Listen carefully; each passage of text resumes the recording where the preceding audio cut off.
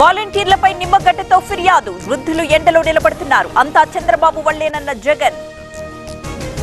అభాగ్యుల బాధలు పట్టవా? చంద్రబాబు వృద్ధుల్ని ఎండలో నిలబెట్టారు. కుట్రలు జనానికి అర్థమైపోయాయన్న సజ్జల. పేదల బతుకులతో ఆడుకోవద్దు. పెన్షన్లు ఆపేయమని ఎవరూ చెప్పలేదు. రాజకీయ రాద్ధాంతం తగదన్న రఘువీర. వేల కోట్లతో అభివృద్ధి చేశా. అభిమానంతో పాలాభిషేకం చేస్తే నేరమా? పకోడీ వార్తల్ని పట్టించుకోనన్న కొడాలి. అవనిగడ్డ జనసేన అభ్యర్థిగా మండలి. అధికారికంగా ప్రకటించిన పవన్. 2 రోజుల్లో పాలకొండ అభ్యర్థి ఫైనల్. కాంగ్రెస్ లోకి కొనసాగుతున్న చేరికలు. వరంగల్ చేవెళ్ల కార్యకర్తల వలస. కండువాలు కప్పి ఆహ్వానించిన CM Revanth Reddy. Sangareddy chemical factory దగ్గర ఉద్రిక్తత. మృతుల బంధువుల ఆందోళన. కంపెనీ చైర్మన్ బయటకు రావాలని డిమాండ్.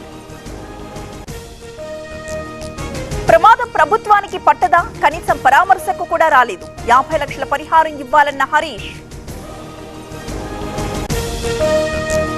నేతన్నలపై ఎందుకింత కక్ష? ఆత్మహత్య చేసుకుంటున్న ఆదుకోరా? సీఎం రేవంత్ కు కేటీఆర్ లేఖాస్త్రం. టీఆర్ఎస్ ని వీడే ప్రసక్తే లేదు. తప్పుడు ప్రచారాలు నమ్మవద్దు. కాంగ్రెస్ విధానాలతోనే కరువు అన్న గంగుల. బౌన్సర్లు లేకపోతే బయటకు రాలేరా? అలాంటప్పుడు రాజకీయాలెందుకు? పవన్ పిరికివాడన్న ముద్రగడ. అనంతలో దగ్గుపాటి ప్రసాద్ కు నిరసన. ప్రచారానికి అడ్డు తగిలిన ప్రభాకర్ చౌదరి వర్గం. గో బ్యాక్ అంటూ నినాదాలు. విశాఖ టికెట్ జీవీఎల్కే దక్కాలి. నడ్డాకు లోకల్ లీడర్ల లేఖ. పార్టీ పెద్దల్ని కలవడానికి యత్నం. కేఆర్ఎంపీ భేటీపై నిరాసక్తత. హాజరు కాని 2 రాష్ట్రాల అధికారులు. రాలేమంటూ ఈఎన్సీల లేఖ.